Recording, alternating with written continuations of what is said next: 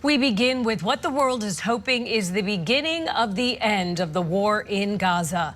Israel and Hamas have agreed to the first phase of President Trump's peace plan to pause fighting in Gaza. Now, under this deal, Hamas will release all 20 living hostages in the coming days. That's in exchange for Palestinian prisoners.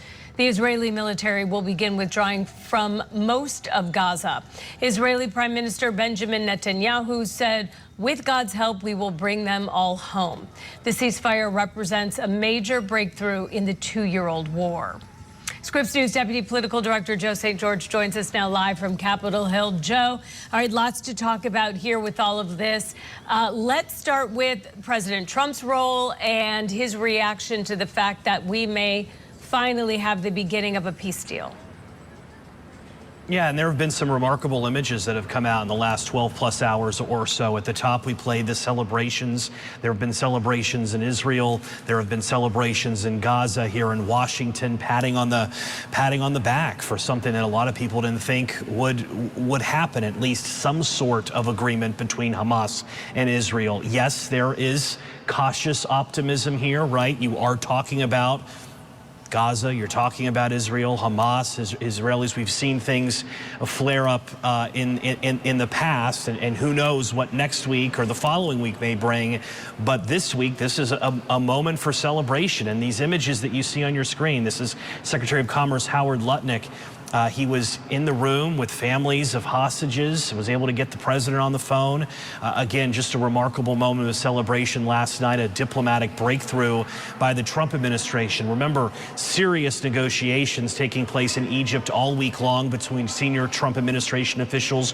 Joining those conversations was also Jared Kushner, the son-in-law of the president, who has brokered Middle East deals in the past. As you said, Holly, hostages released by Hamas in the coming days. It may happen this weekend, may stretch into early next week.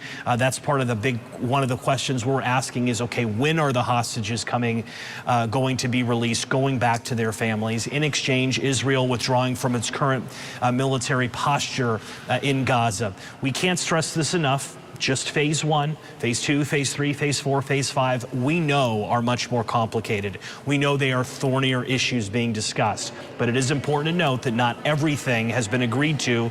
Not all parts of President Trump's peace plan for the Middle East agreed to by Hamas and Israel.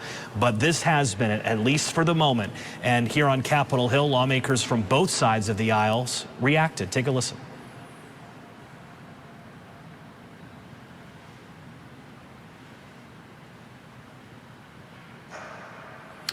Sorry, we don't have that sound available, but obviously here in Washington, Holly, there is cautious optimism for what the president has brokered.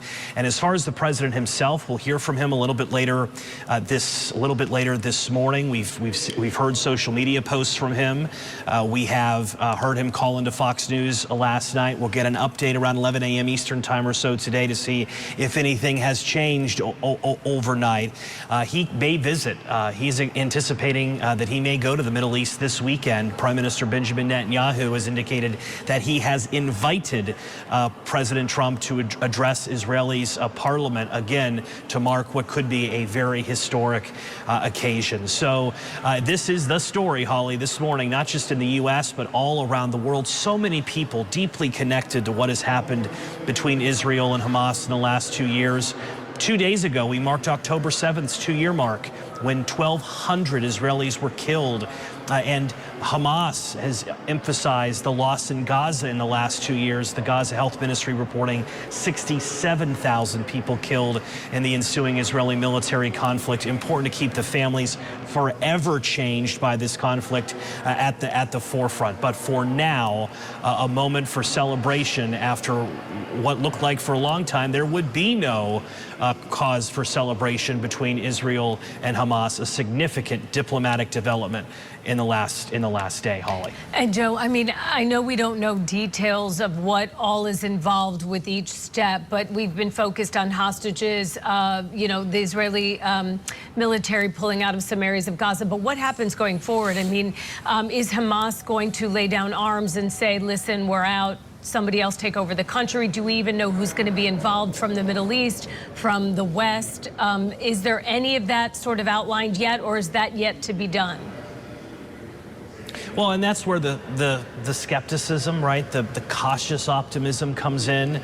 You're either more on the pessimistic side and you're skeptical, or you're on the slightly optimistic side and you're cautious. There are questions about what next week looks like if Hamas releases all of the hostages, but doesn't agree to other parts of Trump's deal. Does that cause the Israelis and Benjamin Netanyahu to rethink all of this? And are we talking about fighting again in the region in the next month? So, yes, this is a development. And yes, this looks like it will bring about moments of celebration. And we've seen that on the streets of Israel and the streets of Gaza in the last 12 hours. But people's mind immediately think, OK, what about the rest of what President Trump has laid out in the Middle East, right?